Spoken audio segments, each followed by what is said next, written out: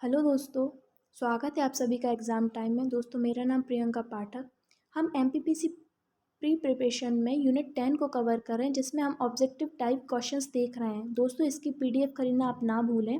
हम पिछली वीडियो में नियंत्रक एवं महालेखा परीक्षक के 40+ क्वेश्चनों को डिस्कस कर चुके थे।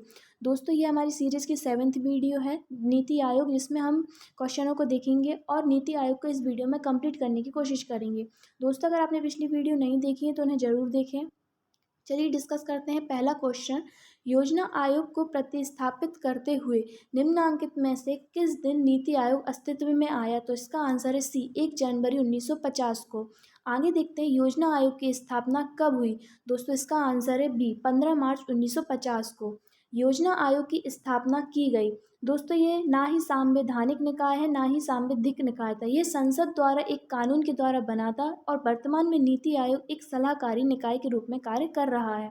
आगे देखते हैं, निम्नलिखित में से कौन एक संवैधानितर संस्था है? देखिए संवैधानितर मतलब कि जिसका वर्णन संविधान में नहीं है, संविधान से अलग।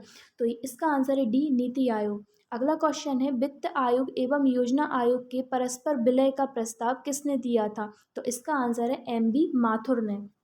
ये बहुत इंपॉर्टेंट क्वेश्चन है। आगे देखते हैं, निम्नलिखित में से कौन एक संविधान का अंग नहीं है, मतलब जिसका उल्लेख संविधान में नहीं है? तो ये डी, नीति आयोग इसका आंसर होगा। आगे देखते हैं, आगे क्वेश्चन है, निम्नलिखित में से किस निकाय का संविधान में उल्लेख नहीं है? तो देखिए राष्ट्रीय विकास परिषद का उल्लेख नहीं है, नीति आयोग का उल्लेख नहीं है और क्षेत्रीय परिषदों का उल्लेख नहीं है। तो इसका आंसर डी। आगे देखते हैं, भारत में के योजना आयोग का प्रथम अध्यक्ष कौन थे?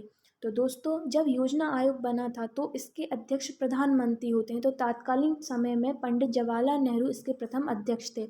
अगला क्वेश्चन है, नीति आयोग का अध्यक्ष कौन होता है? तो नीति आयोग के अध्यक्ष भी प्रधानमंत्री होते हैं। अगला क्वेश्चन देखते हैं, नीति आयोग के पदेन अध्यक्ष प्रधानमंत्री होते हैं। Answer D. अगला क्वेश्चन, नीति आयोग के विषय में निम्नलिखित में से कौन सा एक सही नहीं है?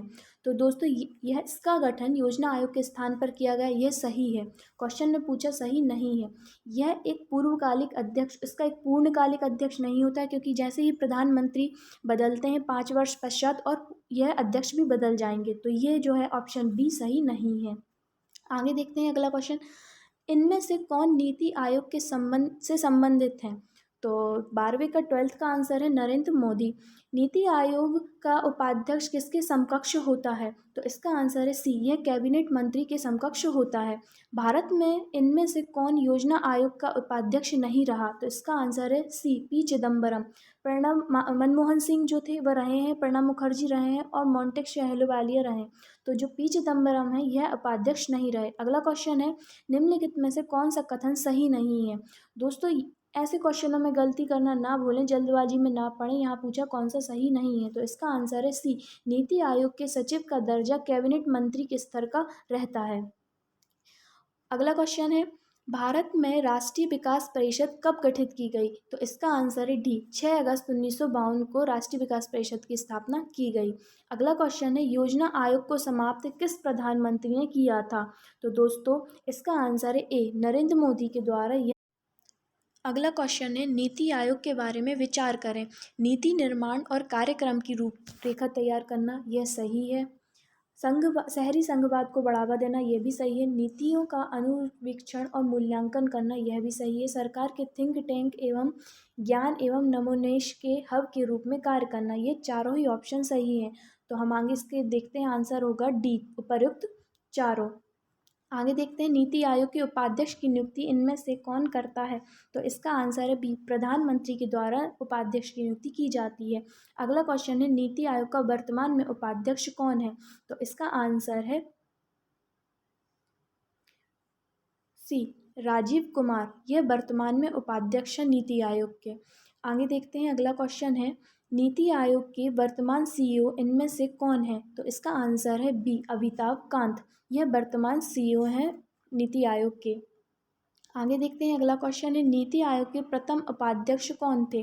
तो इसका आंसर है ए, अरविंद पनगड़िया। दोस्तों याद रखें कि प्रथम उपाध्यक्ष अरविंद पनगड़िया थे, जिसमें वर्तमान उपाध्यक्ष राजीव कुमार हैं, और प्रथम सीईओ सिंधु श्री गुल्लर थे और वर्तमान में अमिताभ कांत हैं।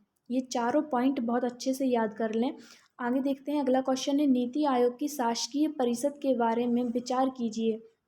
तो दोस्तों ऑप्शन देखते हैं, राज्यों के मुख्यमंत्री शामिल होते हैं, बिल्कुल सही। संघ राज्य क्षेत्रों में उपराज्यपाल शामिल होते हैं, सही।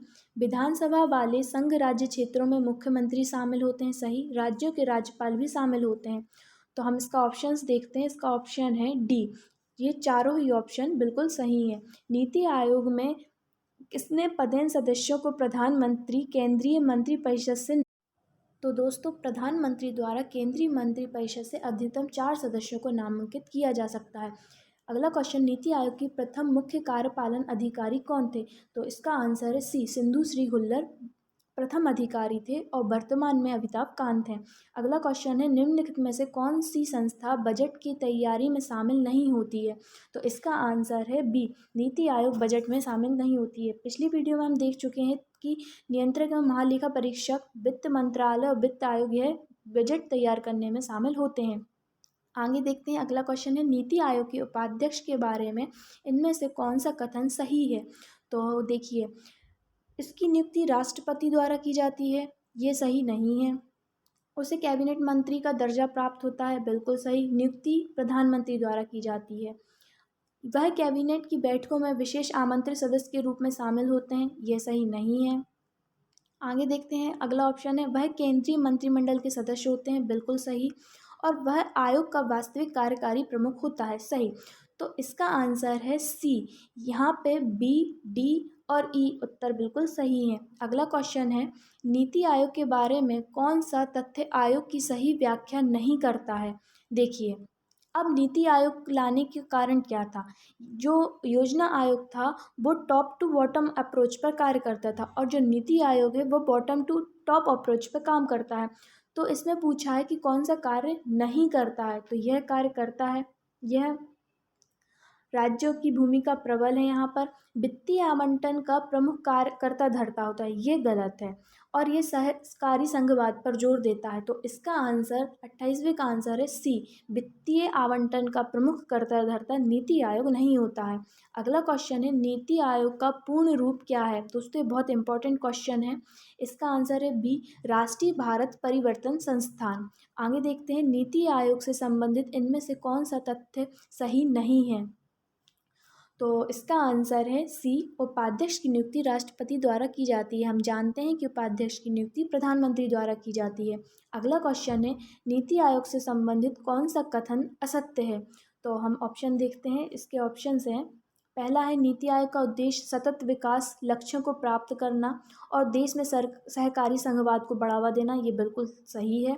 तो इसका आंसर है सी, नीति आयोग में 60 पूर्णकालिक सदस्य होते हैं, ये बिल्कुल कथन असत्य है। आगे देखते हैं, निम्नलिखित में से कौन नीति आयोग के गवर्निंग काउंसिल का हिस्सा है? तो देखिए, सभी राज्यों के मुख्यमंत्री होते हैं, दिल्ली एवं पुदुचेरी के मुख्यमंत्री होते हैं, अंडमान निकोबार द्वीप समूह के लेफ्टिनेंट गवर्नर होते हैं। तो इसका आंसर डी, उपर्युक्त तीनों। अगला क्वेश्चन है, निम्नलिखित में से कौन एक नीति आयोग का कार्य नहीं है? दोस्तों इसका आंसर है सी, भारत की पंचवर्षीय योजनाओं का निर्माण करना नीति आयोग का कार्य नहीं है। अगला क्वेश्चन है, नीति आयोग द्वारा प्रायोजित महत्वाकांक्षी ट्रांसफॉर्मेशन ऑफ एस्पिरेशनल डिस्ट्रिक्ट या आकांक्षी जिलों के बारे में निम्न में से कौन सा एक तथ्य गलत है? तो देखिए, इसका आंसर जो है डी है, क्योंकि इसके अंतर्गत 23 राज्यों के 215 जिलों की पहचान की गई है। यह कथन बिल्कुल असत्य है। आगे देखते हैं, नीति आयोग का प्रधान कार्यालय इनमें से किस एक स्थान पर है? तो इसका आंसर है ए, नई दिल्ली में है। अगला क्वेश्चन है, नीति आयोग की स्थापना इनमें से किस तारीख से की गई थी? देखिए, ये क्वेश्चन जो है, नीति आयोग की स्थापना किस तारीख से की गई थी? तो इसका जो आंसर है वो डी है, क्योंकि योजना आयोग के स्थान पर हम नीति आयोग को लाएं, जिसमें संघीय मंत्रिपरिषद द्वारा एक विशेष बहुमत से प्रस्ताव पारित करके ही नीति आयोग की स्थापना की गई है। तो इसका आंसर होता है डी। अगला क्वेश्चन है, भारत के योजना आयोग के अंतिम उपाध्यक्ष, तो दोस्तों योजना आयोग के अंतिम उपाध्यक्ष मोंटेक से अहलुवालिया थे। तो इसका आंसर है डी। दोस्तों हम जानते हैं प्रथम अध्यक्ष योजना आयोग के गुलजारी लाल नंदा थे और अंतिम उपाध्यक्ष मोंटेक से अहलुवालिया थे। आगे देखते हैं, अगला क्वेश्चन है, नीति आयोग के कार्यों में निम्नलिखित में से कौन सा एक कार्य शामिल नहीं है? तो देखिए, केंद्र एवं राज्यों को विकास प्रक्रिया में रणनीति में परामर्श देना, ये नीति आयोग का कार्य है, क्योंकि एक सलाहकारी संस्था है। सहयोगात्मक संघवाद का विकास देना, बिल्कुल सही। एक पक्षीय नीतिगत क्रम की बजाय क्षेत्र की आवश्यकता के अनुसार नीति तैयार करना, बिल्कुल सही।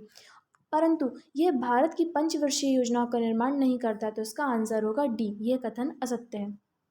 अगला क्वेश्चन है, नीति आयोग द्वारा जारी प्रमुख सूचकांक कौन कौन से हैं? ये दोस्तों बहुत इंपॉर्टेंट क्वेश्चन है। देखिए, SDG इंडिया इंडेक्स, ये नीति आयोग द्वारा जारी किया जाता है। नया भारत 75 कारक नीति, ये की जाती है। कंपोजिट वाटर मैनेजमेंट इंडेक्स, ये भी जारी की जाती है। निर्यात तैयारी सूचकांक EPI भी नीति आयोग द्वारा ही सूचकांक जारी किए जाते हैं। तो दोस्तों इसके आंसर चारों हमारे सही हैं, तो इसका आंसर होगा डी, सभी चारों। अब दोस्तों यह हमारी सीरीज़ की जो 7th वीडियो था, जिसमें हमने नीति आयोग को कंप्लीट किया। दोस्तों हम अगली वीडियो में राष्ट्रीय एवं राज्य मानव अधिकार आयोग के 100+ क्वेश्चंस को कंप्लीट करेंगे दोस्तों, जो कि हमारी 3 वीडियो में कंप्लीट हो जाएंगे। तो दोस्तों इसको शेयर करना ना भूलें। और ये जो पहला प्रश्न है, इसका आंसर कमेंट बॉक्स में देना तो बिल्कुल ना भूलें। राष्ट्रीय मानव अधिकार की आयोग की स्थापना किस तिथि को की गई थी, और साथ ही इसका मुख्यालय किस शहर में है, ये भी बताएं। ठीक है दोस्तों, तो इस वीडियो को शेयर